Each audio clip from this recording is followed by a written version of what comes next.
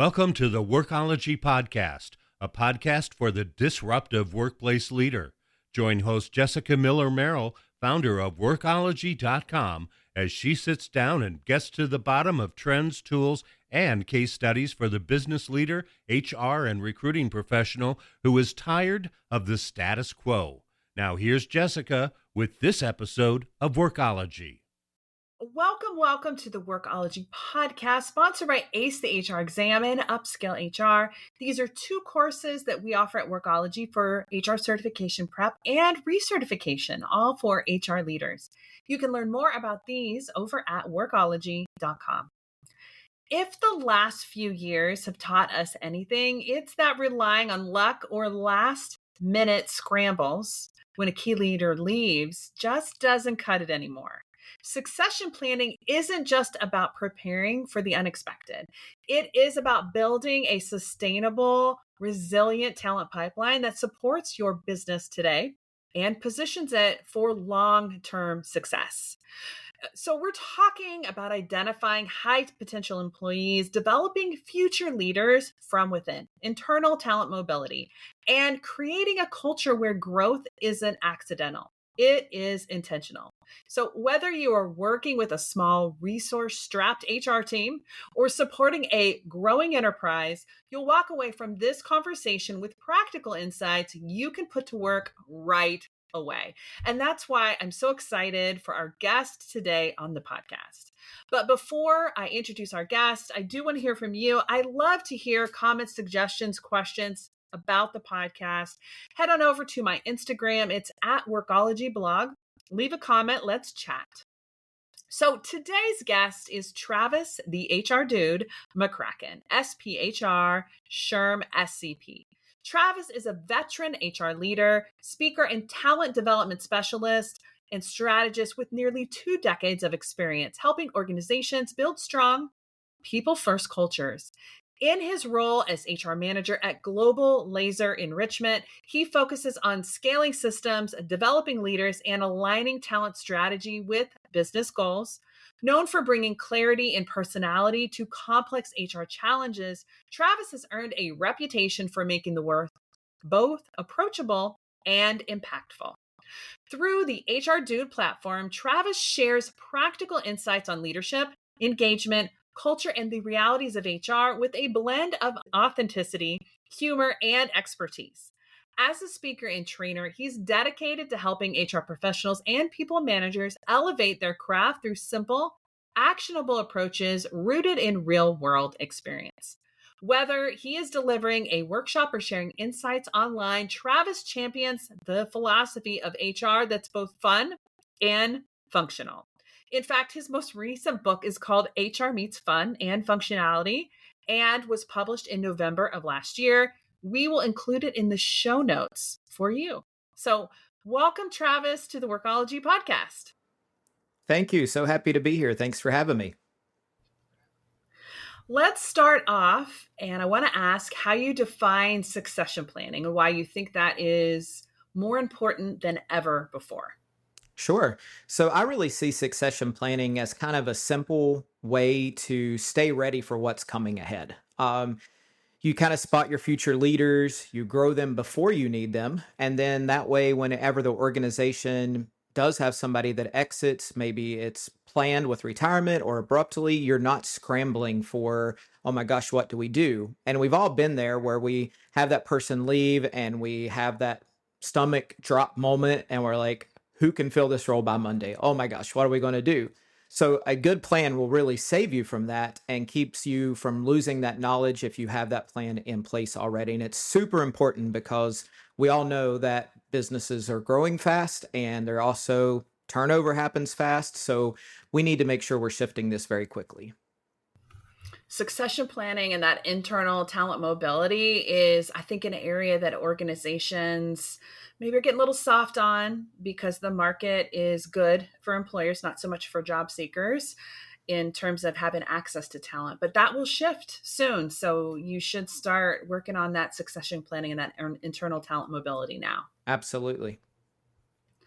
I want to ask about something that HR pros, I think, really struggle with, and that is to get leadership buy-in. What is the business case for maybe investing in something like succession planning early rather than waiting for a vacancy?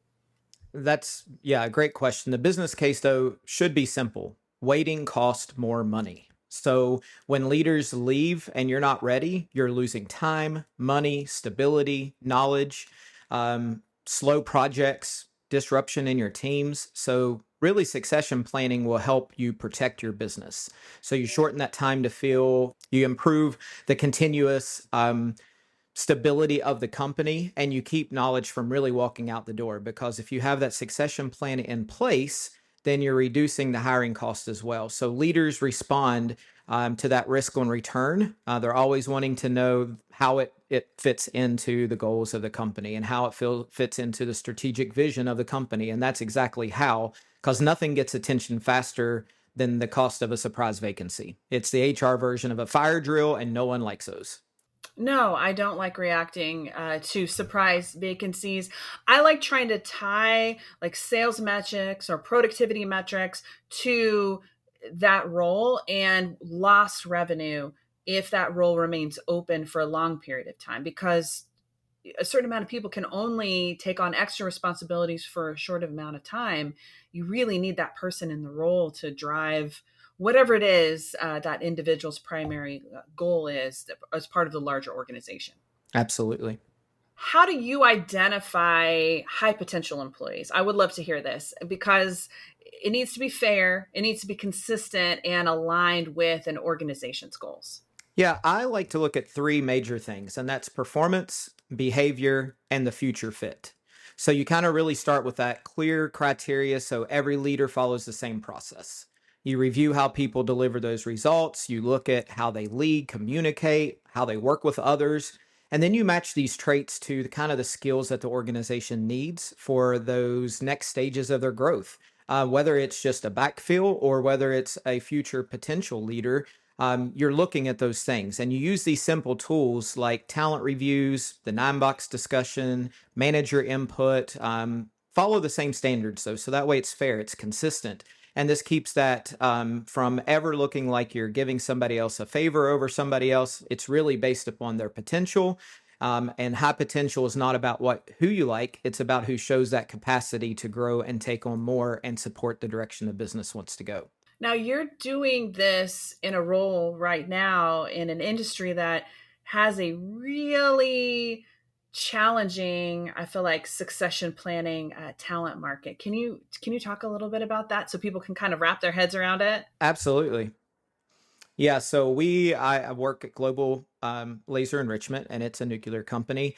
And we all have to have top secret level clearances, which are actually called Q clearances, but most people have not heard of the Q, but it's the equivalent of a top secret. So not only do you have to find somebody who has the skill set, you also have to find a person who has that clearance. So once you find them, what we're trying to do at GLE is take those that may be retiring in the next few years and match them with somebody who is newer to the industry, newer to the company, and letting them just glean off of them and sit with them and learn and try to have that knowledge transfer. So that way we're not losing it, because it would be so hard to go out and find somebody, not just with the skill set, but also with that clearance. And this is years of like succession planning and the kind of talent mentoring that's happening at your organization. Oh, absolutely. Yeah, because there's some people who've been on the project since it originated in the 90s. And, they're getting to that point where they're like, a few more years, maybe even a few more months. You just never know. But, I've heard some of them say, once we reach this level, we're going to go ahead and put in for our retirement. And so we've been trying to be very active in making sure we have people. Obviously, you're never going to take every single bit of information that they have learned, but if you can transfer most of that to another person who's been able to observe them and watch them and be mentored by them, you're setting your company up for success. Awesome. And this is if you have nothing to complain about, I feel like if you are an HR leader and your maybe succession planning process is 18 months, because it takes a lot of, I think, precision and really strategic planning and patience to be able to do the work that your organization and the team is doing to be able to build out the talent for such a longer time than most. Yeah, absolutely. And again, we just can't go find that person off of the streets. We have to literally be very intentional about what we're doing. As some people might say, hey, this is a good finance person. They're doing a great job. Let's get them with the finance manager, and they move on up in that role and learn. But ours is very technical and very physics and science driven. That's all related to this technology that it's just very hard for a person who has no knowledge of it to pick up and run with. Let's talk a little bit about performance management, shifting Yeah. gears.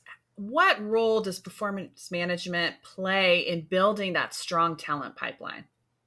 So I think that ongoing performance management, it will build the pipeline because it gives you steady feedback. You're getting that one-on-one, you're getting that constant feedback that the employees need to be able to grow, and you're helping them grow in real time. You don't wait for the annual review to correct or course correct there or highlight strengths. You're giving that to them now, and it gives leaders better data.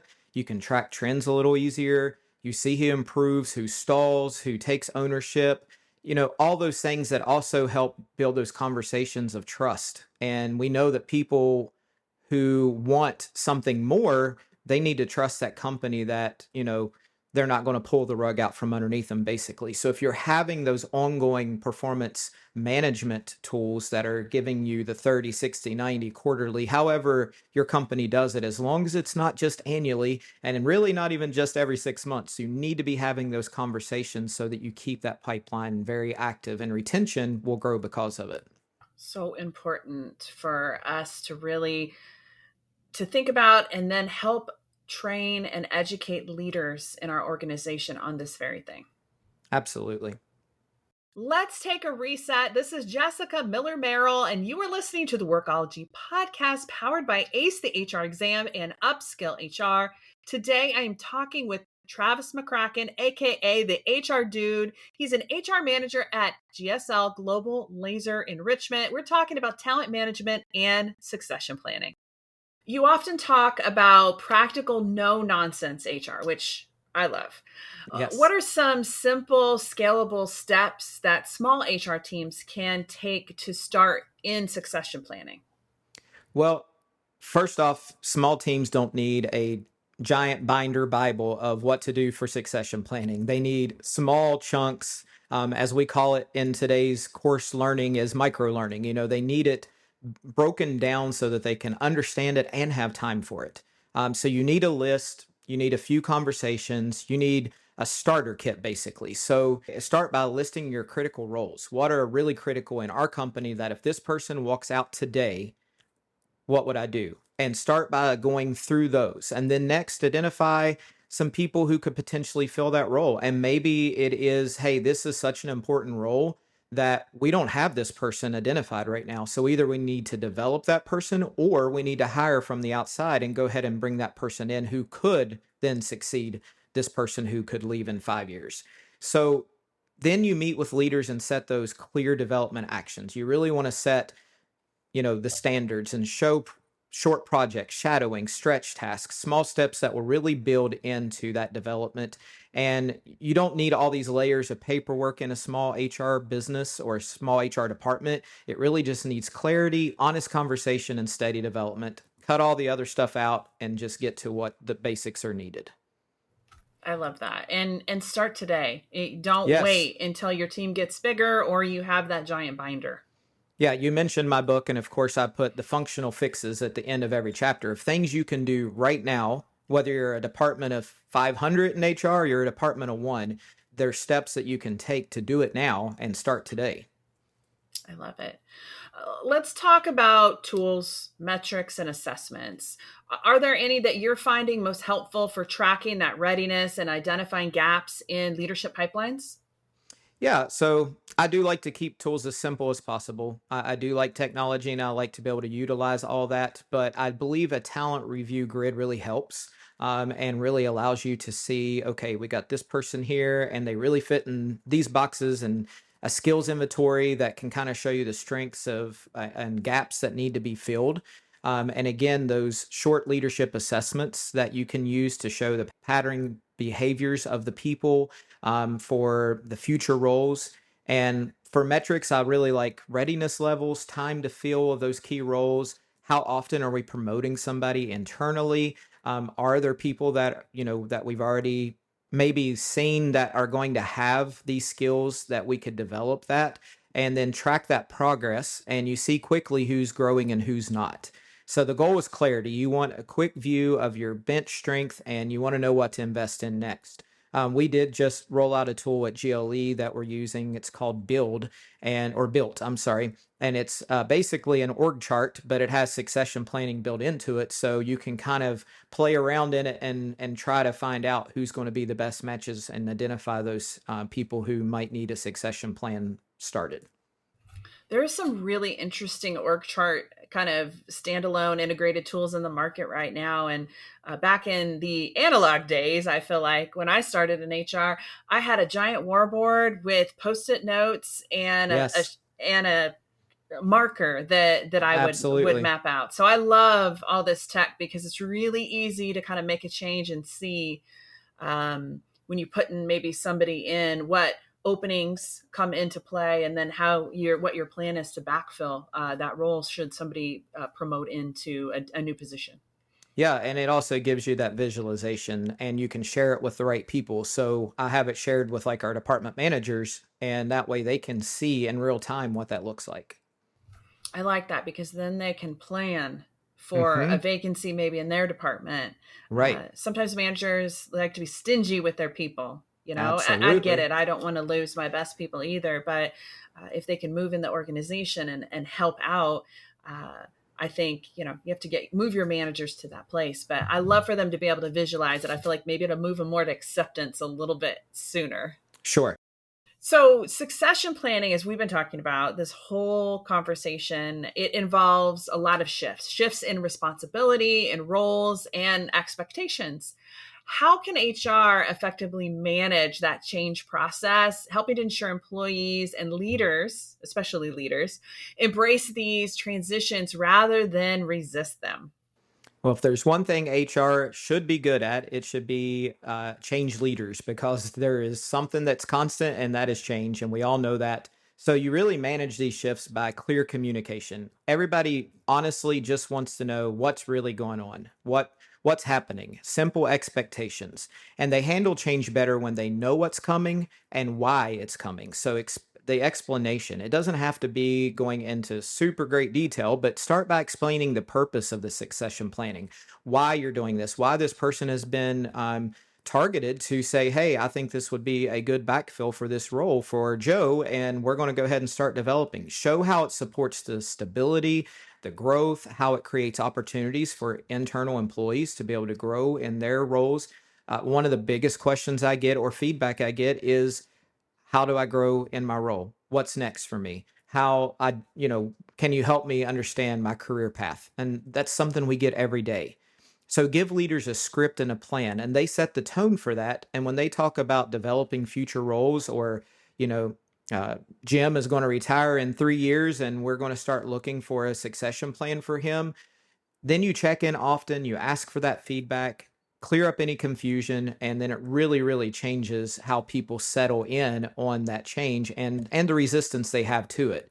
So we all know change is tough, but people will definitely accept those responsibilities faster if they understand the why and we explain it to them and we're upfront with clear communication. That clear communication Yeah, is the key. I feel like sometimes executive leaders, they kind of keep everything kind of, close to the vest for themselves sure. about all this change.